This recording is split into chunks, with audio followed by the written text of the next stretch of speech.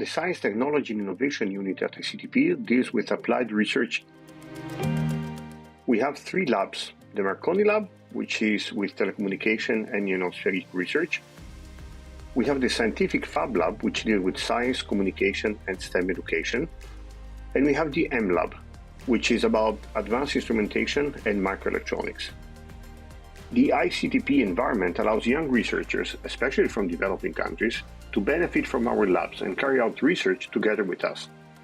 In the future, I would like the unit to focus more on sustainability, not only on environmental sustainability, but also knowledge sustainability, meaning that our partners should take full ownership of the solution developed at ICTP in collaboration with us.